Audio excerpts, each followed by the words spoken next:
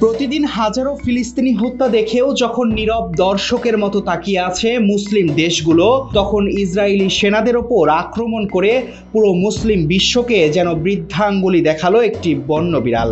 Israel মিশর সীমান্তের কাছে এক বিরল ও আক্রমণাত্মক ঘটনার সাক্ষী হয়েছে সেনাবাহিনী। হঠাৎ করে একটি বিড়াল ইসরায়েলি সেনাদের ওপর ঝাঁপিয়ে পড়ে। এতে কয়েকজন সেনা আহত হন। আহতদের মধ্যে কয়েকজনের অবস্থা গুরুতর বলে জানা গেছে। এখনো স্পষ্ট নয় কিভাবে এই বন্য প্রাণী সীমান্ত পার হয়ে সেনাদের ওপর আক্রমণ করলো। তবে ঘটনার পরপরই এক পরিদর্শক দ্রুত ঘটনাস্থলে পৌঁছে প্রাণীটিকে আটক করে। পরে সেটিকে পরীক্ষার জন্য একটি বিশেষায়িত বন্যপ্রাণী হাসপাতালে পাঠানো হয়। এদিকে অনেকে মজা করে বলছেন, যা হয়েছে তা তাদের প্রাপ্য ছিল। আবার কেউ কেউ হাস্যরসে মন্তব্য করছেন, এখন কি বিড়ালটির বিরুদ্ধে কোনো বিচার করা হবে কিনা।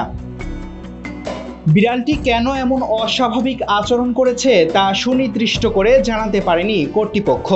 তবে ধারণা করা হয়, সামরিক ঘাঁটির কাছাকাছি থাকার কারণে তার আবাসস্থল ক্ষতিগ্রস্ত হতে পারে, তাই এমন আচরণ করেছে বিড়ালটি। অথবা তার স্বাভাবিক জীবনযাপন ব্যাহত হওয়ায় ক্ষিপ্ত হয়ে ইসরায়েলি সেনাদের কাছে এসে ওই বিড়ালটি তাদের কামড় দিয়েছে। বন্য বিড়ালের এমন হামলার পর অনেকেই মজা করে বলছেন, প্রাণীটি ফিলিস্তিনি যোদ্ধাদের একজন। Tarek Rahman, news now 24।